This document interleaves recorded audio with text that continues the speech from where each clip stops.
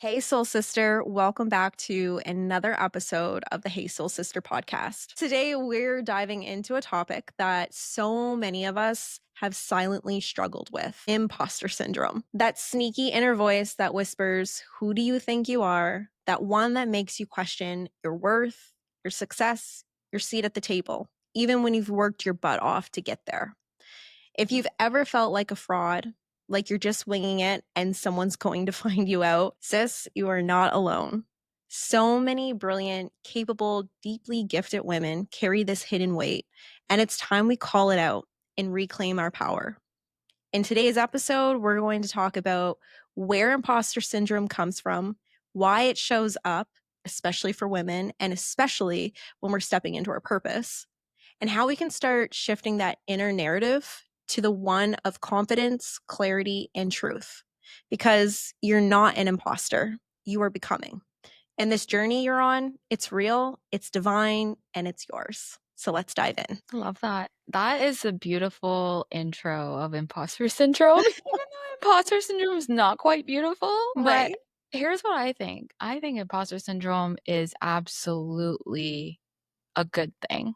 I don't think it's a bad thing. I think it's something that we all need to have because if you don't have it, I feel like you don't really care as much about how you want to show up in the world. And, I feel like when we say fake it till you make it, like there's some truth to that. But like you just said in your intro, it's becoming. I Mm. feel like it's like be her until you become her, right? And imposter syndrome is something that I feel like all of us face.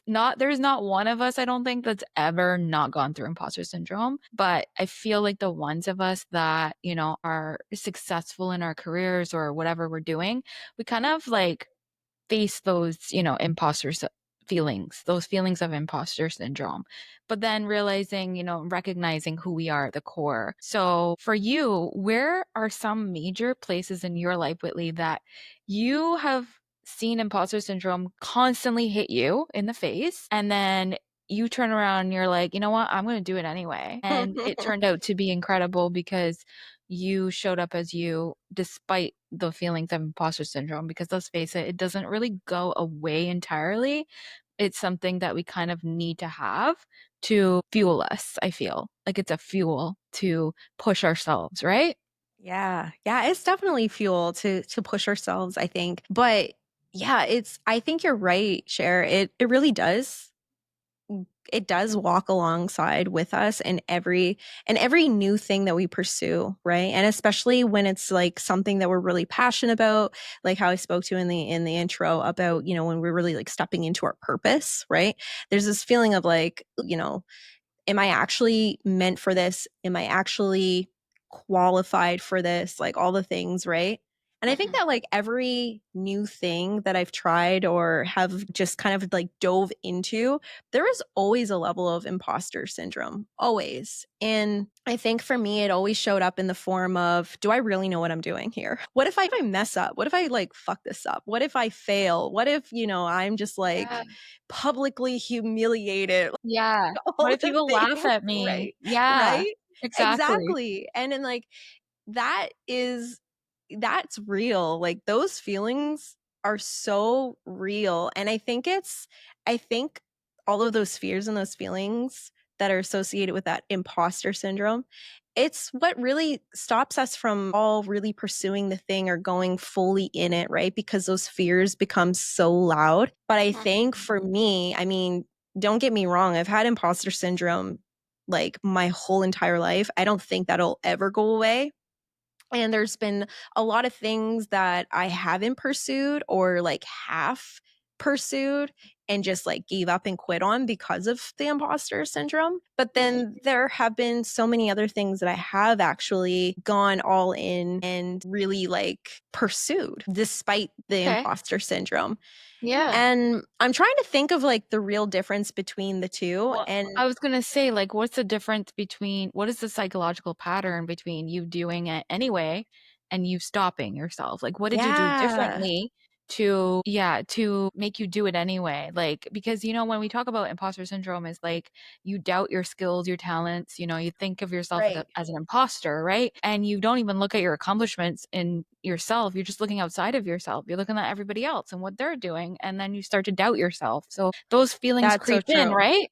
So true. Like that comparison trap too, right? Of like looking at other people who are maybe in the same field or in the same industry or like in the same lane as you. That comparison trap can really be like so debilitating. Debilitating. Don't worry, That's I a won't make hard you have to word. edit that out. Delib No, we won't. We're not editing anything. Okay. We're authentic. See, if I edit that out, what's gonna happen, right? Is that Exactly. we right now you're saying the wrong word. You're acting like you're an imposter, right? I'm not saying it like the pros are saying it. I've got to say it perfectly to fit in, to be worthy, to feel like, I'm good enough at this. But Yeah, what yeah, if we yeah. all just made mistakes? What if we Yeah. all said, you know what, make the mistake, do it anyway? Right. And Exactly. you cannot be an imposter. Here's why: none of us are the same. We're all unique. We're all, even if we do the same thing, even if we're in the same industry, like for me, I've, photographer for many years and stuff. It's in my style and in my energy that I attract certain people, right? Mhm. And then there's Mhm. another person who might be a different style and energy, and they attract a certain kind of audience or client. But it's all in the energy of yourself. Like if you're going to copy someone, that energy will show up as It's you so mimicking true. someone, I right? love that you point that out. It's like in that energy of what you're doing too, because so going back to, what are the times where I actually like fully pursued something and then what are the times that I kind of like half or just quit.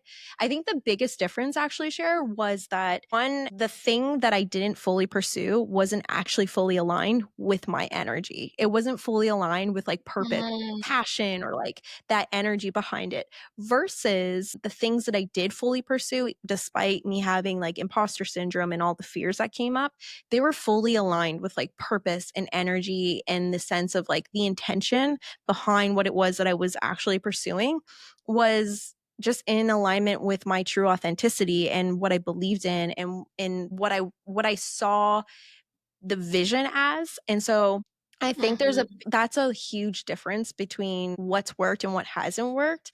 And when mhm, you talk about how you show up with that energy, you're absolutely right because everything is energy, right? So if you're showing up with the energy of, I'm only doing this, maybe you're only doing this for the money, right? And not to say that that's a bad thing, but it works for some people. It works for, it only works for certain people who are aligned with that energy, right? But for me, mhm, pursuing mhm. something only for the money just never worked out for me, right? Yeah. So my energy would be off and it would never align. And so like those fears, those doubts would come creeping in and it almost like took me off the wrong path, I would say, and put me back on the right path, if that makes sense. But even when I was pursuing coaching, even when I was pursuing, the Women's Network, Skype, even when I was pursuing Event Planet with party makers, there was always imposter syndrome.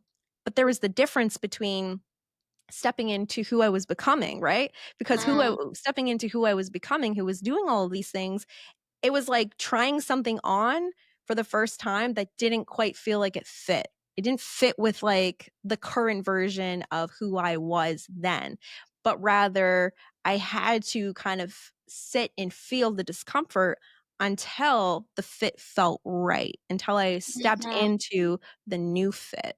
What about you though, Cher? Because like for Yeah. you, you've pursued some different avenues, right? In your career and each one completely different from one another, but also you've made a very successful business out of the things that you've pursued.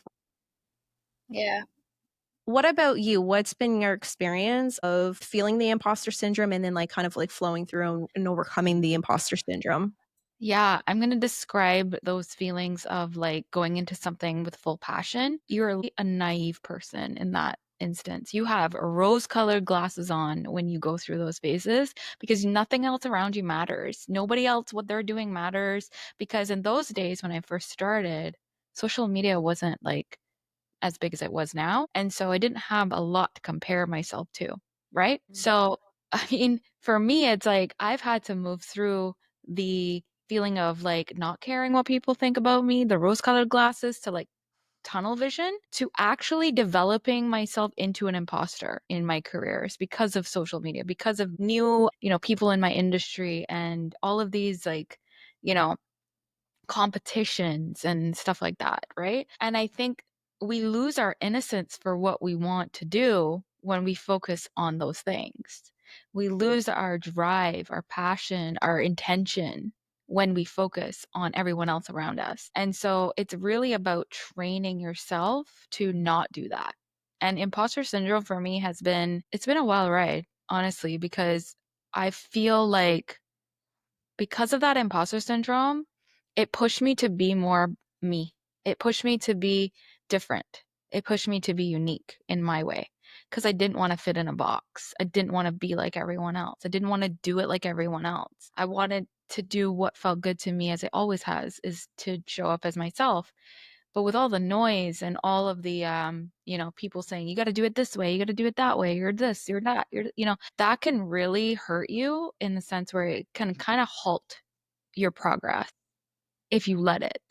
It's like you said, debilitating. Yeah, that's a long word. Debilitating. Debilitating.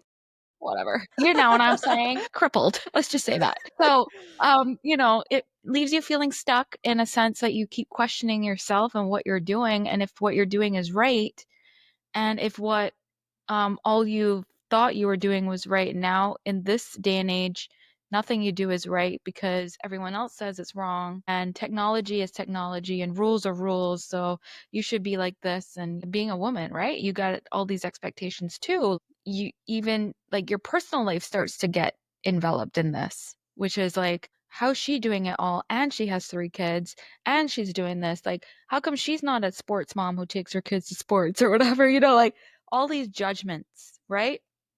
And so you lose that innocence of feeling passionate in your career when nothing else around you was a problem, but you just had this tunnel vision of like, I got to get to my destination because it's fulfilling to me. And the money is not the destination, it's the fulfillment, right? And so when things start to get cloudy and like fuzzy and foggy, all these things start to come in the picture, you lose that tunnel vision, right?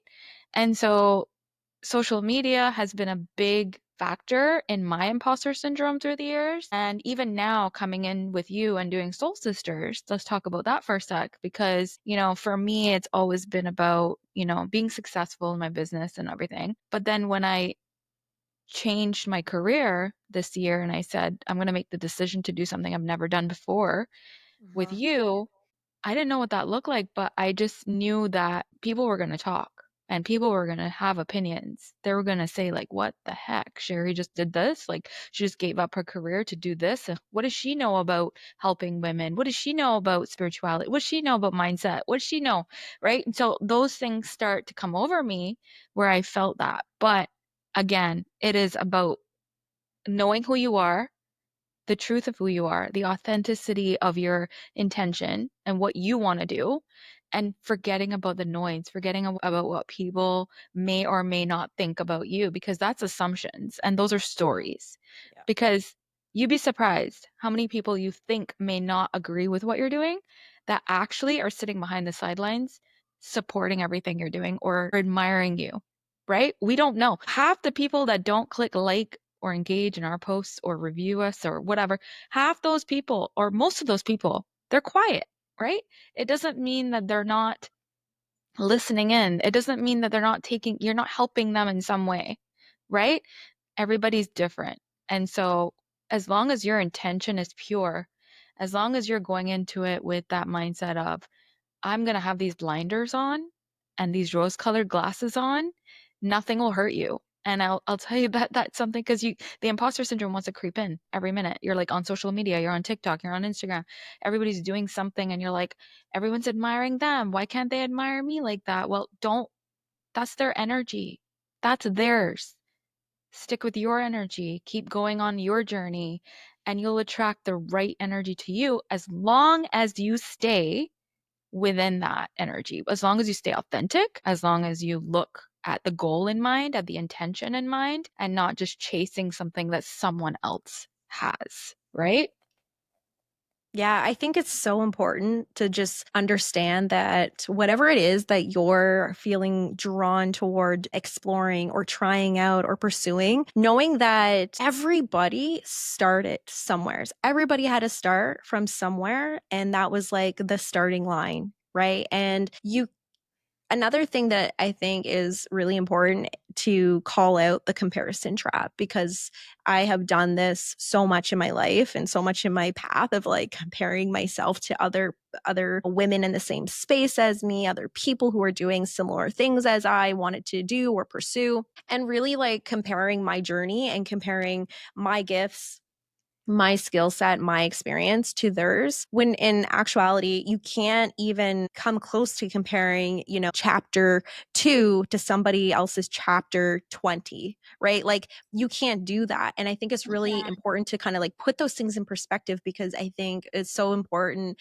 when we think about social media, right? Like it's so easy to see people as being like they have it all together, like they're perfect and like they don't go through challenges like the rest of us, right? Mhm. Because social media paints this like perfect picture, and it's not reality, it's Yeah. not truth, right?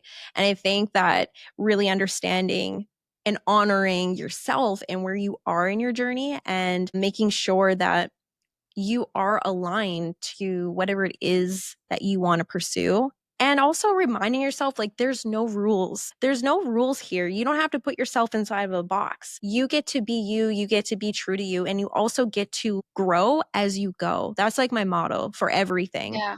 Grow as you go, because if you don't start something, if you don't do something because you feel like you have to have it all figured out beforehand, if you feel like you have to have the whole plan, that was me. That's always been me. But like over the years, I've learned to trust more. I've learned to like release the control and surrender.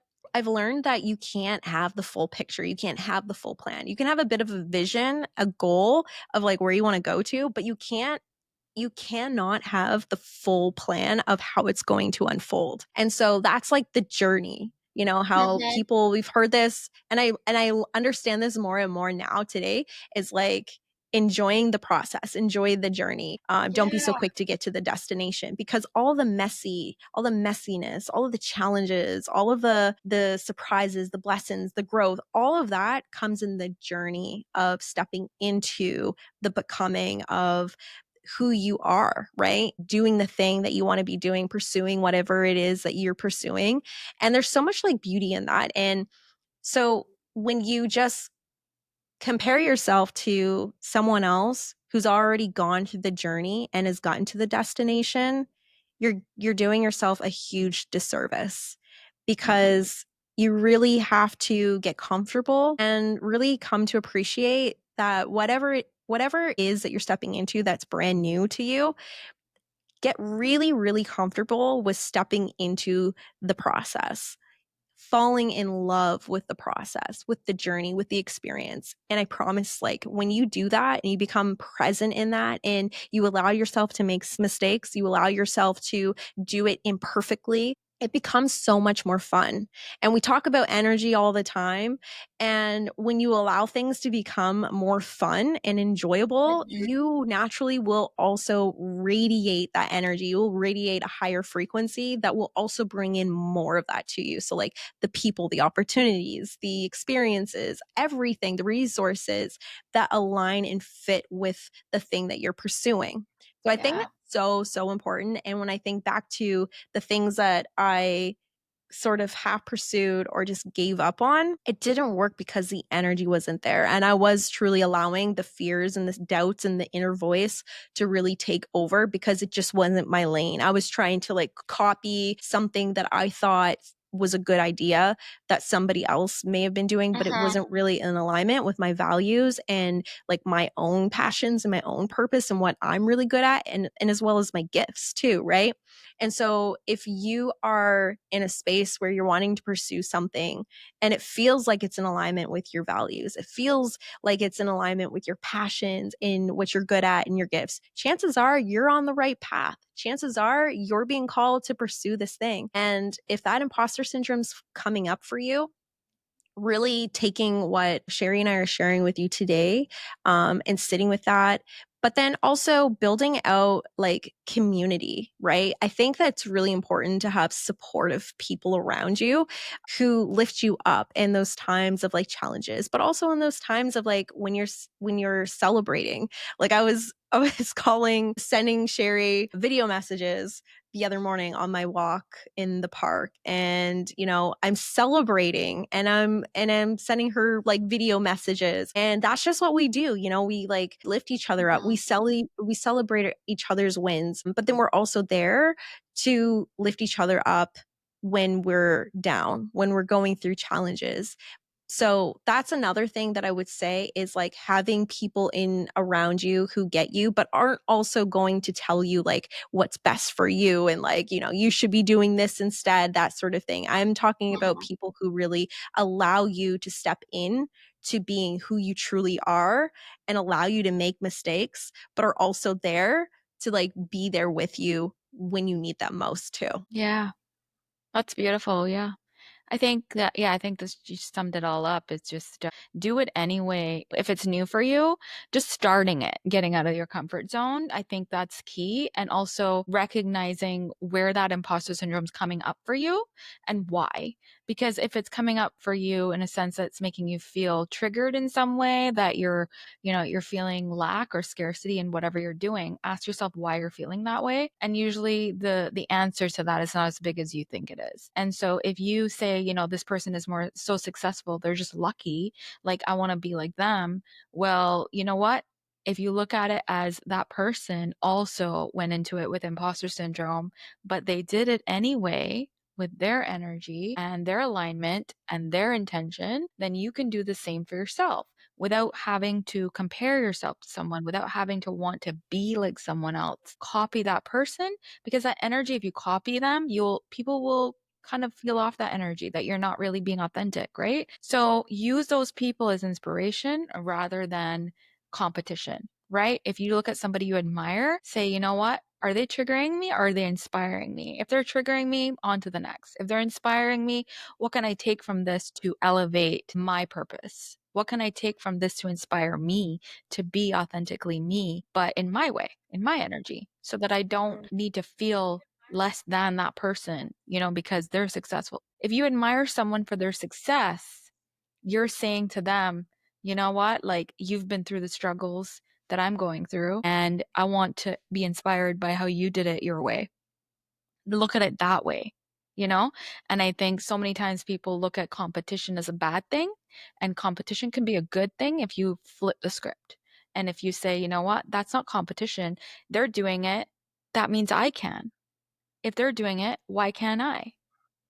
What do they have that's making them unique? And what do I have that makes me unique in my own way? So it's really about asking yourself those deep questions, because no one on this planet is going to be like one another. We are never going to be like another human being. We're never going to attract or exude the same type of energy. We can only be ourselves, but take inspiration where we can from others around us and the support of others, like Whitley said. Thanks so much, Soul Sisters, for tuning in to this week's episode. Sending you lots and lots of love, and have a beautiful and blessed week. Bye for now.